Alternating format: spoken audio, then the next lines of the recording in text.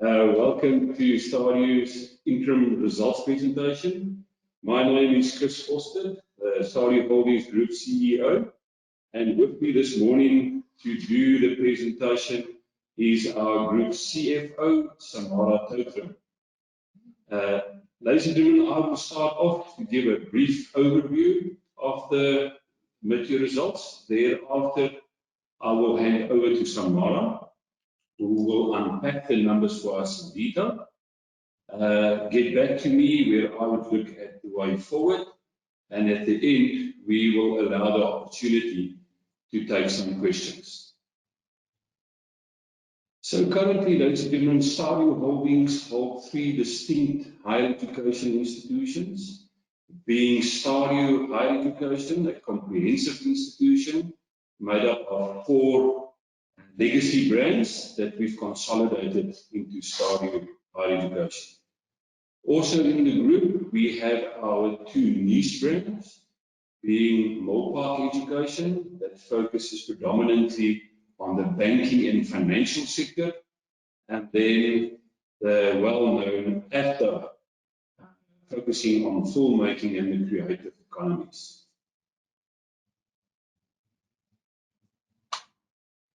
STADIO started off, I think as most of you now already know, in 2017. The first 3 years we refer to as the positioning years. And during that time, we've unbundled from Curo, we've acquired 6 quality brands, and we've also purchased land in Centurion in the northern part of the country, and as well here in Durbanville in the southern part of the country, with the purpose of building 2 mega comprehensive campuses. The period 2020 to 2021 that we are currently in, we refer to as a consolidation or foundation phase. In this phase, we've now established STADIO Higher Education, which we took 4 brands and we consolidated it into 1. And we've also seen a lot of investment in infrastructure, the development of new organizational structures and new policies and procedures, as well as the application accreditation of a whole lot of new and in-demand qualifications. The phase hereafter, from next year, 22 going forward, we see as the start of our growth period. This period kicks off with the opening of our new mega campus in Centurion on the 1st of January 2022.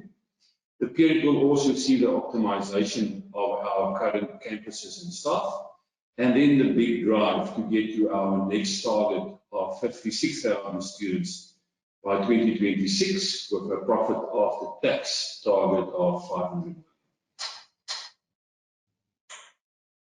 So why are we so excited and motivated about STADIO and what STADIO have to offer? I think firstly, we're very excited about the higher education market. We see it as a very attractive market.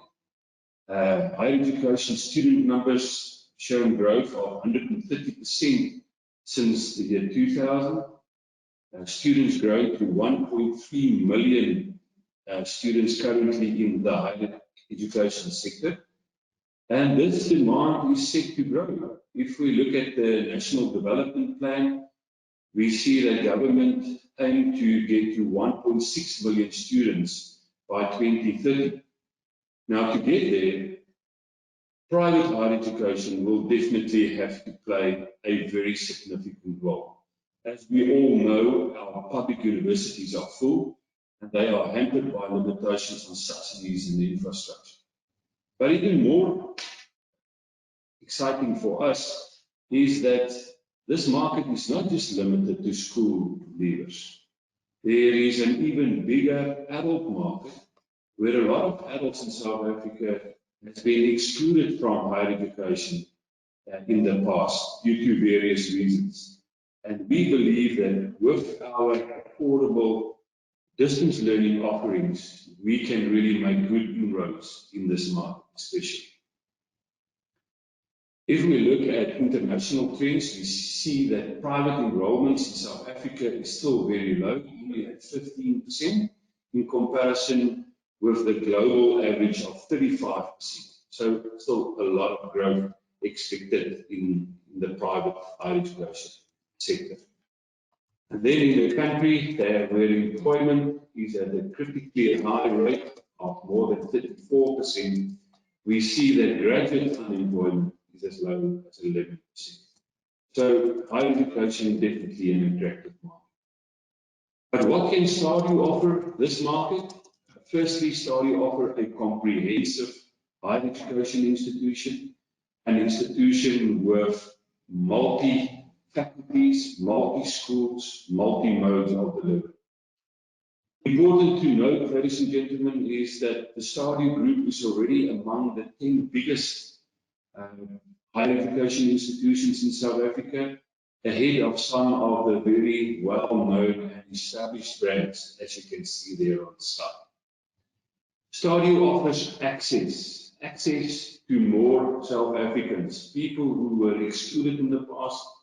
We want to give them the opportunity to access higher education. We offer qualifications that are aligned, even developed, in conjunction with the world of work. We're aligned with the world of work, and we want to produce graduates that will be employable. We think we offer stability on our campuses, and we offer a flexibility in a ever-changing. But before we're going to go into the results, ladies and gentlemen, please allow me the opportunity just to acknowledge the people that have been driving these great results that we will be presenting this morning. On the top row from left, we see Dr. Divya Singh, our Chief Academic Officer. Next to her, Mr. Johan Human, our Chief Operating Officer. Then Samara Totrum, I think you all know Samara by now, our Chief Financial Officer. And then top right corner, Mr. Julian van der Westhuizen, our seasoned CEO from Mill Park. Julian also decided to retire at the end of this year. So please allow me just a brief moment to thank Julian for all the hard work over the last few years, Julian. We have the utmost respect for you, and we wish you all the best with this new phase of your life. We trust that you will enjoy every moment. If we move to the bottom pictures on the left, we have Mr. Leonardo Snyman, our Executive Head for Contact Learning. Next to him, we have Shariska Kutzer, the Head of our Distance Learning. And then Professor Pat Beam, Executive Head Contact Learning. And then last but not least, our young and energetic CEO of AFTA, Teresa Bashir, who is really taking AFTA from strength to strength. Let's then look at our financial highlights for the period June 2020 to June 2021. Just high level, very exciting. Student numbers up by 11% to 34,494 students. Revenue up by 17%, up to 548 million. EBITDA up with more than 100% to 161. Samara will give you all the reasons behind that. Headline earnings per share also up with more than 100%. Then core headline earnings, the indicator that we prefer to measure or to benchmark ourselves. Core headline earnings up by 44%. And then lastly, core headline earnings per share up by 41%. We're very upbeat with these results, ladies and gentlemen, taking into consideration the economic climate that we function in, as well as the phase that the business is in, still in the consolidation and foundation phase. We are very excited with these results. But at this point, I will hand over to Samara now, who will unpack these numbers for you and provide more detail. Over to you, Samara. Thank you, Chris. Good morning to everybody, and thank you for taking the time to come and listen to our result presentation this morning. The presentation that I'm going to take you through now is actually based on a detailed announcement that's available on our website as of this morning. So I'm for investors to consider the detailed results as well. I think if we look at the key items that impacted the interim result for the period, a significant transaction that we concluded was the early settlement agreement with the CA Connect shareholders for a final settlement value of 201 million. We completed the construction of the STADIO Centurion campus, just phase one of it. We've invested 41 million to June 2021. And the total acquisition and build of phase one to June 2021 was 223 million. We also did transfer of the STADIO Durbanville land, a total cost of 71 million, 52 million for the transfer of the land, and 19 million for development contributions related to the earth that we acquired. We've also done a smaller transaction. We've acquired the remaining 26% interest in STADIO Namibia. This was previously the old SBS Namibia for 8 million rand. And then we still find that COVID-19 continues to influence operations over the period. The later started academic year definitely impacting collections for the period. It's on lag of about plus or minus 6 weeks, but I'll take you through that as I go through the presentation. We also see lower contact lending student registrations for the period. We'll also unpack that later into the presentation. And despite all of the disruptions of COVID-19, we've still managed to seek out further savings because of the extended lockdown restrictions. On a very positive note, we've shown a very good and strong growth, particularly driven by our distance learning operations and distance learning qualifications related to professional programs.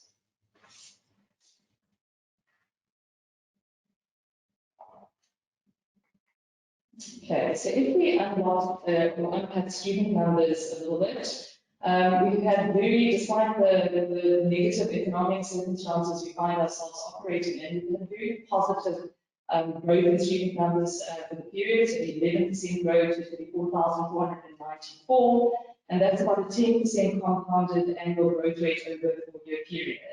Now, this growth has actually been strongly driven by excellent growth in the DL offerings in our stable. We also find that the business is still suffering the impacts of the B2B business or corporate B2B business that's still under pressure. It has been under pressure over the last 3 years. COVID-19 has definitely compounded that. But positive grassroots that we've actually started to see is that we have seen a bit of a turnaround in students registering on the banking qualifications, but the balance of our services into the financial services sector, being short-term insurance and financial planning, has actually been impacted and it still remains under pressure. And I think if we had to exclude the pure B2B business, our growth for the period would have been 18% and our compounded annual growth rate would have been 16%.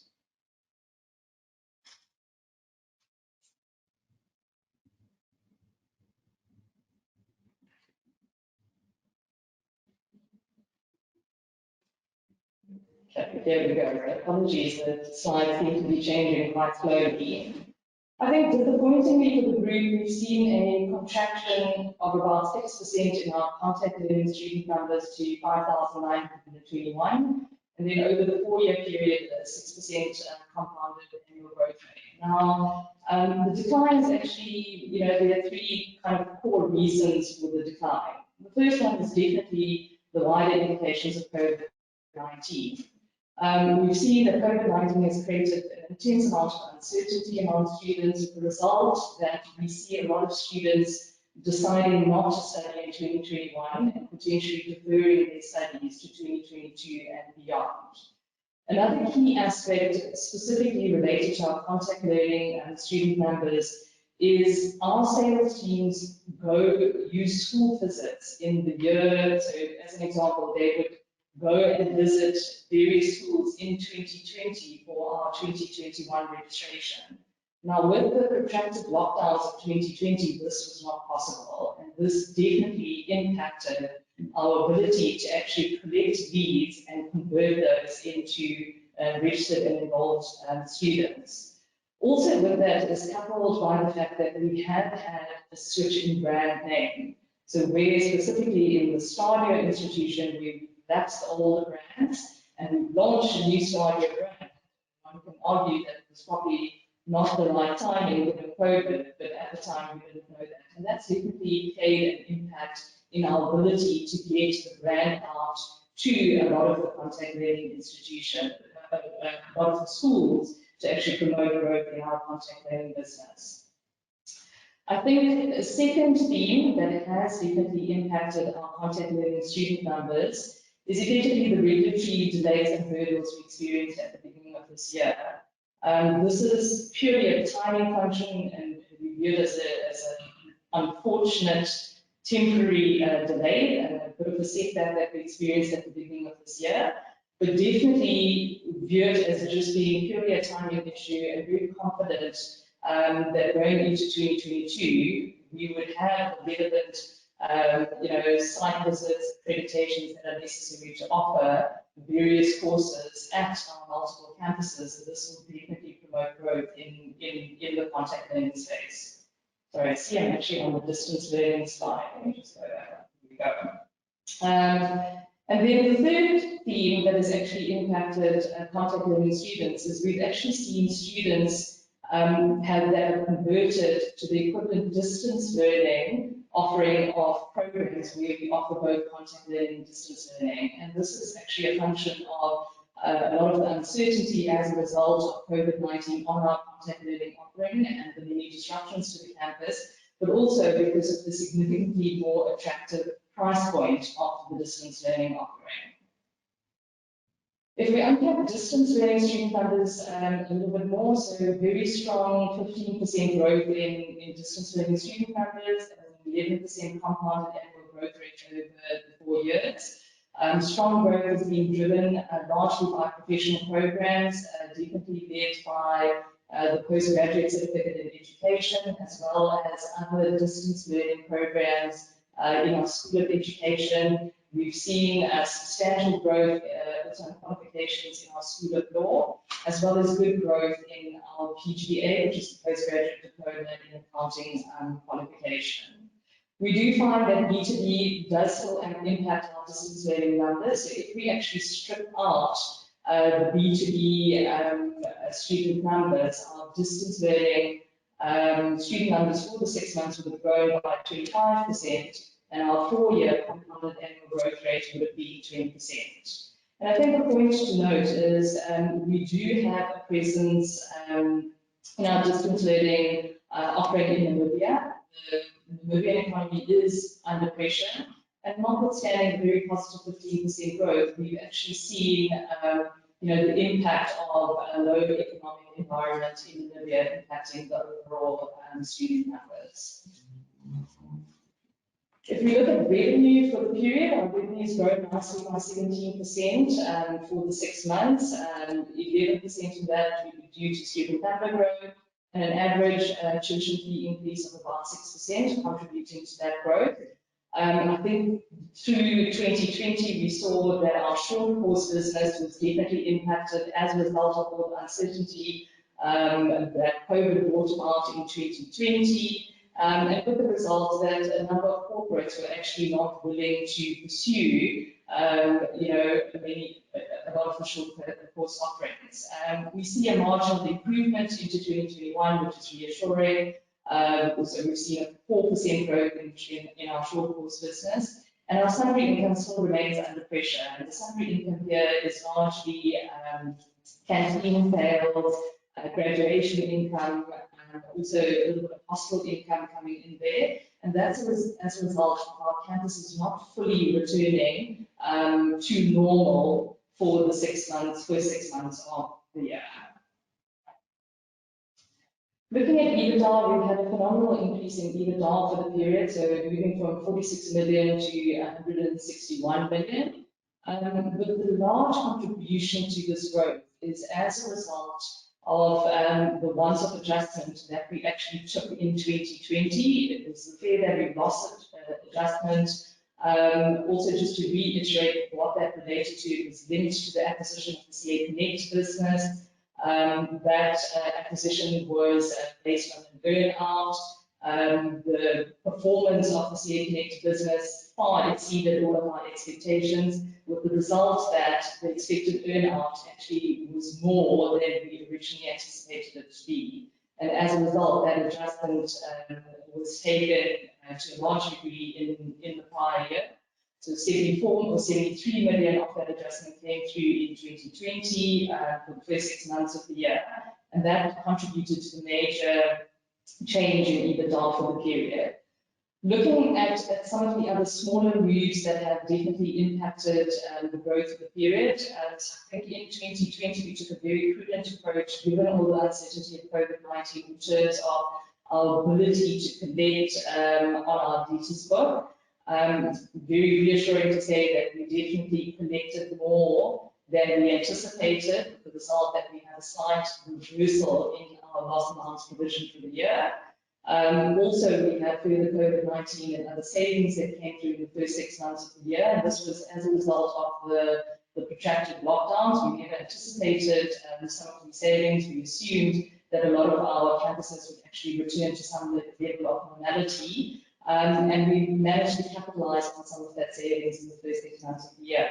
But I think most reassuring is actually the organic growth in EBITDA, where we've actually managed to contribute an additional 24 million of EBITDA growth for the 6 months to June 2021. Looking at a more kind of realistic comparative is what we've actually reflected historically, as well as the adjusted EBITDA. And effectively, the adjusted EBITDA is the actual EBITDA adjusted for the anomalous fair value adjustment. Looking at the adjusted, we've grown from 120 million in June last year to 161 million, so 34% growth, moving from a margin of about 26% to 29%. Now, I do caution that that 29% margin is unlikely to be sustained into the second half of the year. As mentioned previously, we've actually been able to capitalize on a number of what we term COVID-19 savings as a result of the protracted lockdowns and us having to operate slightly differently to what is normally expected. Also, we also see a greater number of academic costs, which are generally weighted towards the second semester. And all of those additional costs will definitely impact the EBITDA margin through to the full year results. Looking specifically at trade receivables and loss allowance, you'll notice there's actually a material increase in the trade receivables balance at the 30th of June. This is definitely driven by the fact that we've actually had a later start to the academic year, and we see definitely about a plus or minus 6 week lag in our collections. However, it's very encouraging to note that if we look at our receipts post-June up until early last week, we've experienced a significant amount of collections, with the result that our debtors book is actually reduced quite materially, and then our loss allowance coverage is in excess of 50%. So we're quite comfortable with the current level of provisioning that we're sitting with. Looking at the income statement movement on that, we see our loss allowance as a percentage of revenue 6%, whereas it was 8.5% in the prior year. And that is as a result of some of the reversal I spoke about in the previous slide, as a result of over-providing in the prior year. And this is just putting into figures the collections experience post June year to date. July has actually been a phenomenal collections month. The figures that are reflected here as cash collections as a percentage of revenue recorded to date. A large portion of the collections come into July as students gear up for second semester enrollments. And as I say, into August, we've also achieved very good collections. And we see that we've actually caught largely or about 2% behind on collections versus the prior year, July year to date, but that is definitely caught up in the month of August. So as a whole, we are still comfortable with the level of our cash collections for the period. Just unpacking in a little bit more detail, and just a reminder of the details of the CA Connect early settlement transaction. So we concluded the early settlement agreement in June, and the core rationale for that was to ensure alignment and retention of the CA Connect management team, and also to allow the team to focus on more than just the postgraduate diploma and accountancy qualification, and look to add value in other areas of the Mill Park business. We agreed on a final settlement amount of 201 million to be settled in 2 remaining tranches.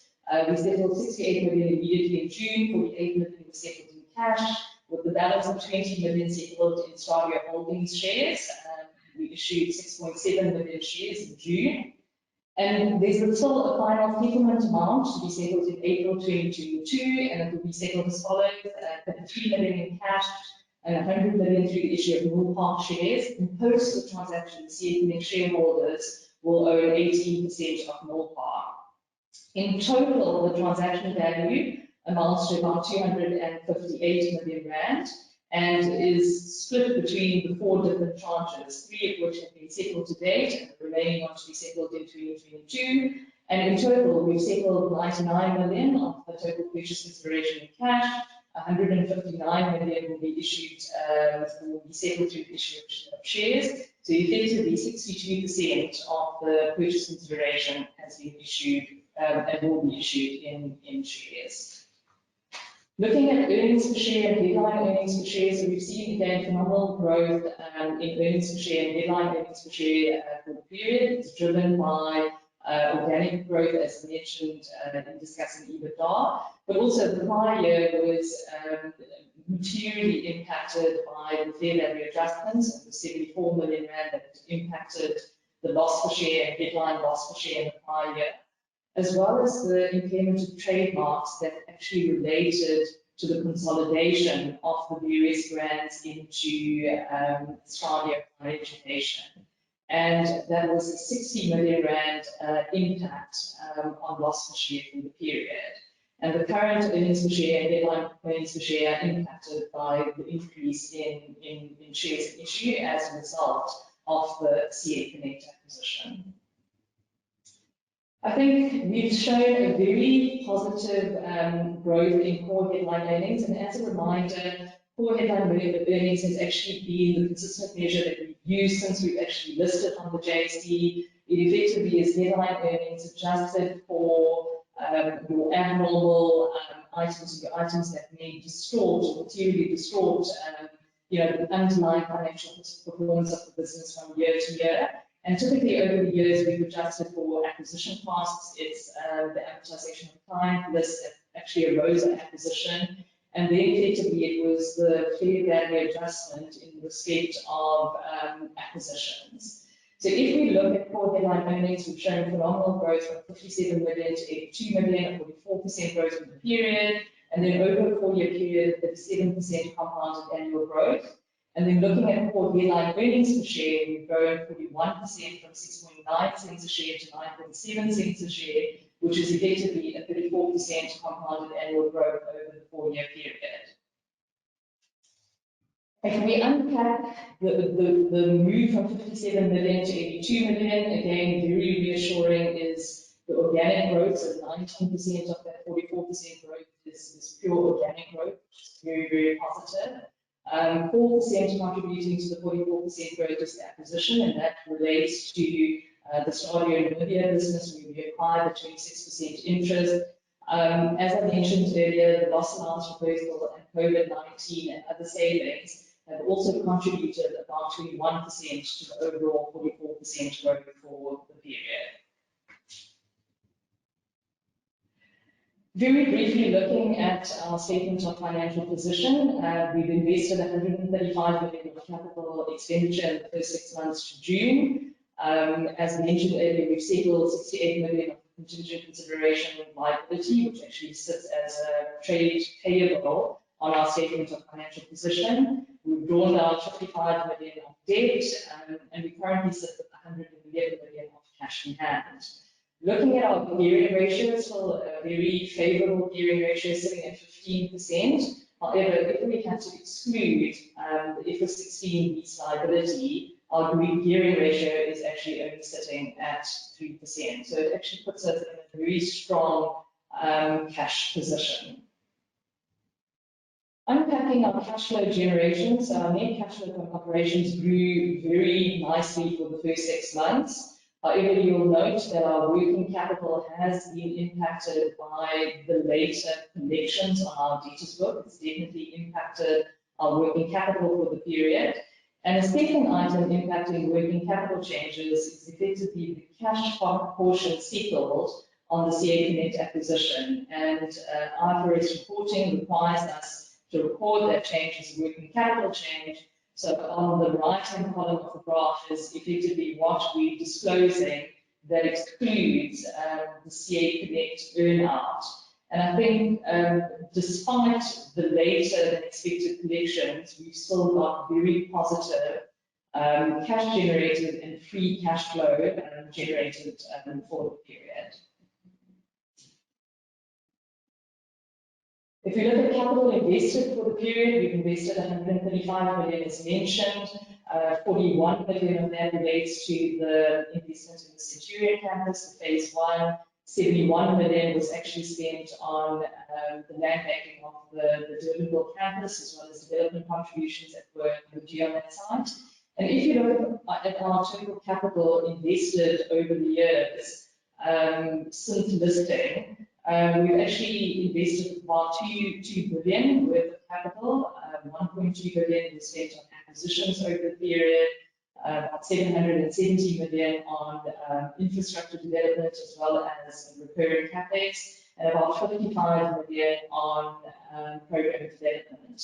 And actually, post the STADIO Centurion development, the majority of our key capital investment items is actually coming to an end, or should I say our planned capital spend is coming to an end. Briefly looking at cash utilization for the period, so cash generated from operating activities 174 million, and that 174 million excludes the 33 million cash outflow for the CA Connect acquisition. We've spent 40.1 million in acquisition of subsidiaries, where that 33 million on CA Connect is included. In terms of growth projects being STADIO Centurion and Durbanville, we spent 112 million. Recurring capex for the period has been approximately 23 million. We've paid 14 million on our leases that we have for the period. We've drawn down net debt of 10 million, and we actually entered the 6-month period with a very strong cash balance of 111 million. And I think looking at capital expenditure and growth projects for the rest of 2021, so we have elected as a board to complete phase 2 of the Centurion development. This will allow us to execute more activities on the site, be it running of as an examination venue, as workshops, also gives us the ability to market the entire site a lot better. But in order to be able to do that, we've agreed to defer what we have historically referred to as previous work development, which is effectively the distance learning logistics centre until 2022. And then, as you can see, we've actually completed the transfer, the Durbanville transfer of 71 million. Also to note, in that 71 million is about 13 million of a deposit that was actually settled in 2019. As mentioned earlier, I think post this capital spend, the other major projects going forward would actually be the development of the STADIO Durbanville land, which we anticipate we are open in 2024. It will be the previous work development into 2022, which is plus or minus 55 million. And then it will be recurring capex on the current infrastructure that we currently have. And I think the point we want to reiterate here is that that the STADIO business is not a capital intensive business. And so a couple of years ago, we agreed that we would develop two major campuses, being the STADIO Centurion campus as well as the STADIO Vertical campus. But it is not the intention to actually replicate this in wider geographies. And we believe once this capital expenditure is in, we've got a core base to be able to project us into our targeted growth over the years to come. That's the bulk of the financial presentation. So Chris, I'll hand back over to you, Sam.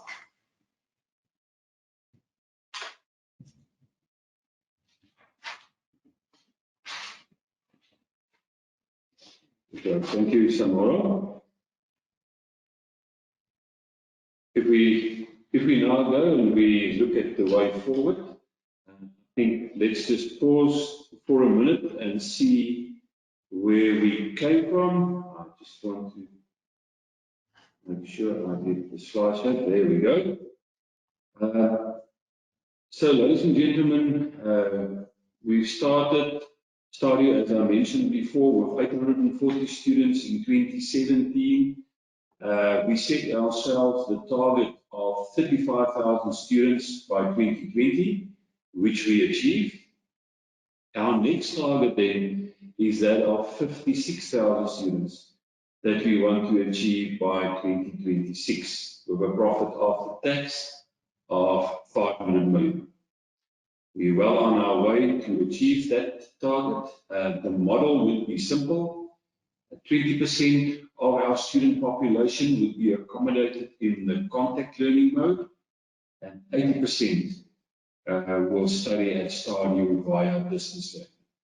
So how will we achieve this growth over the next 5 years? Our growth drivers, firstly, is our short course business. The vehicle what we use here, we call the Centre for Lifelong Learning. In the centre, we offer short learning programs, skills programs, aimed at corporate clients, both for the public and private sector. But we've also introduced a whole range of new online programs for individual learners. So really trying to attract as many possible learners into the institution and then building pipeline to the formal qualifications.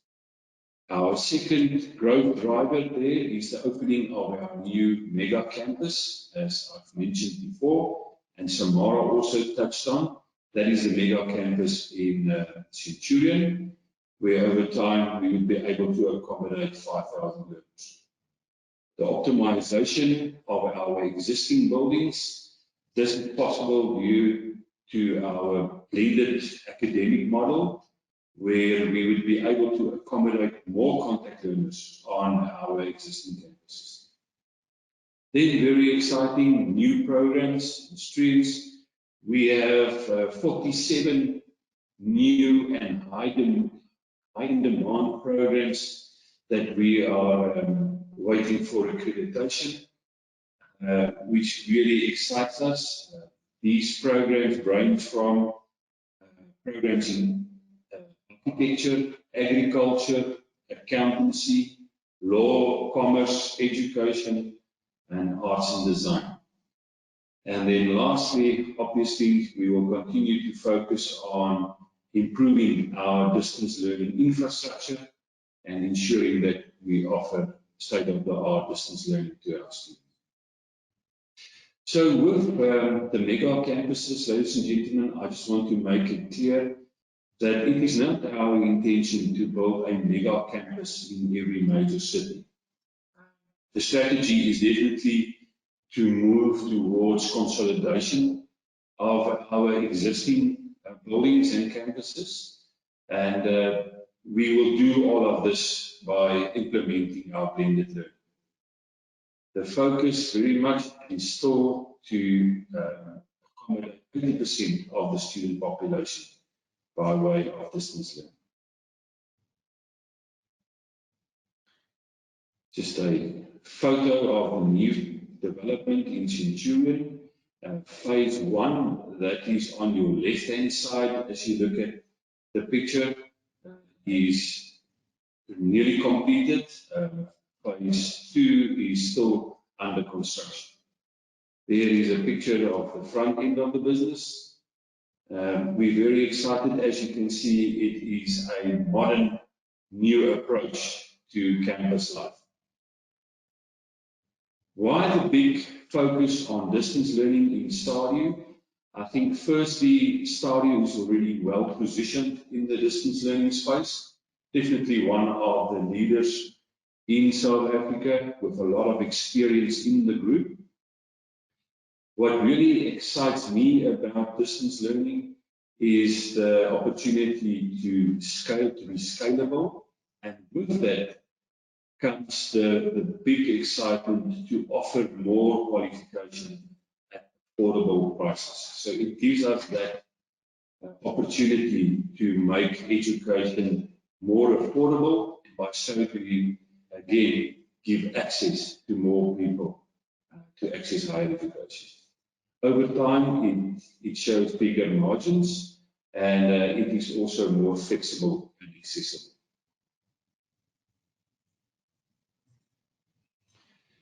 COVID-19 and the impact on STADIO. Obviously, COVID is very real in our industry with our 14 campuses across the country and having big numbers of staff and students at our campuses.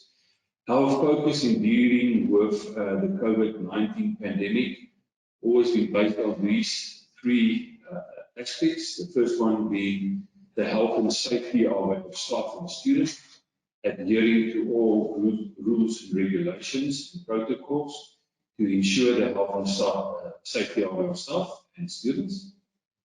A big drive is on the continuation of our academic project. Again, I'm very proud to say that we are well set again to complete the academic year within the calendar 2021 calendar year.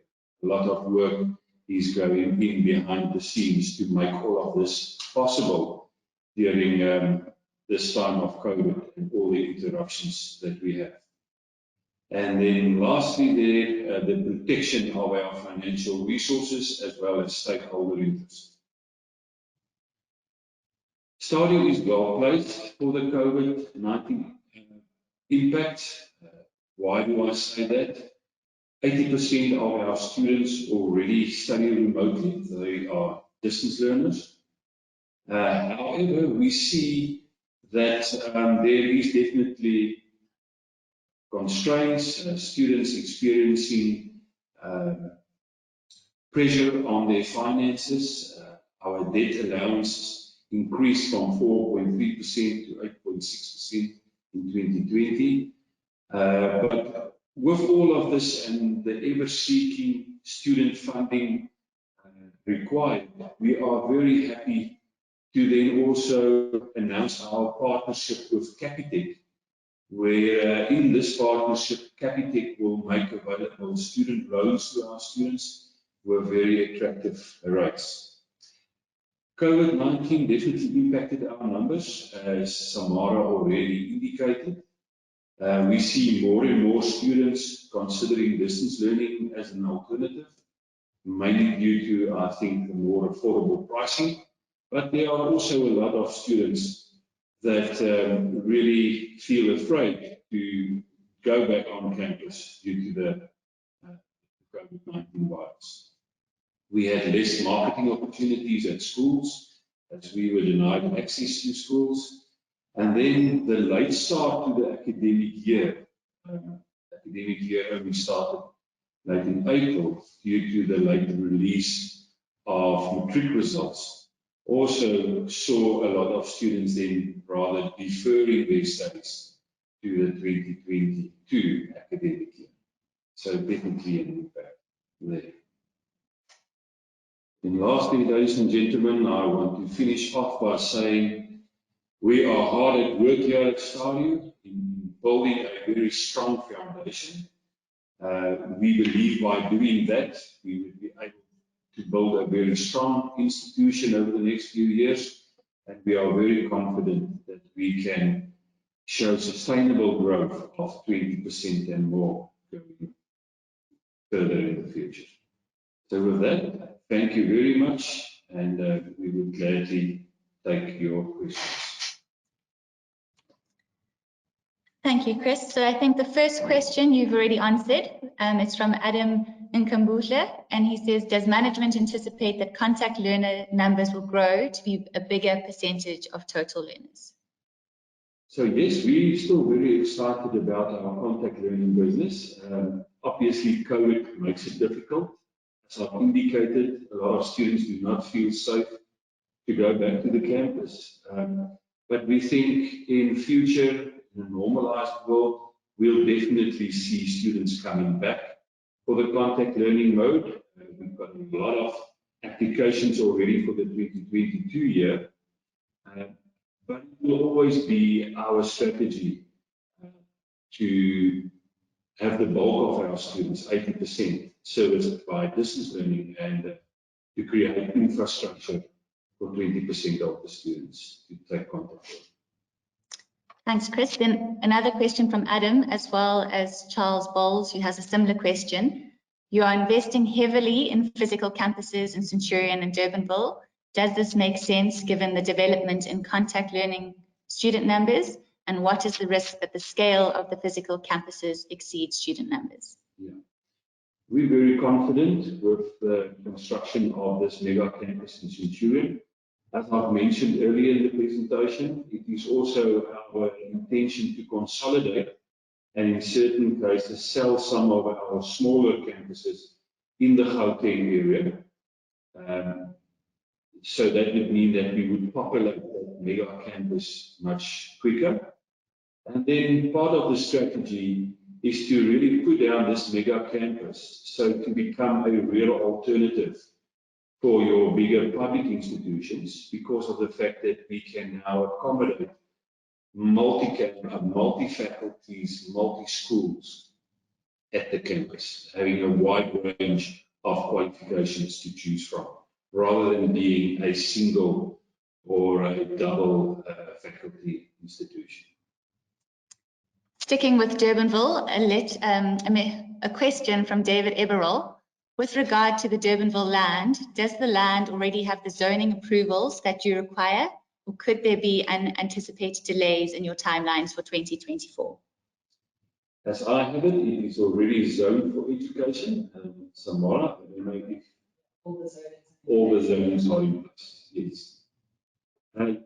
If I could just maybe pause with the Vesantikra or the Durbanville land, the intention is not to start with construction on the Durbanville land. It is definitely a situation where we will first have a look at what the uptake would be on the Centurion campus. If we see good uptake and students coming back to campus, only then we would consider to start with construction on the Durbanville site.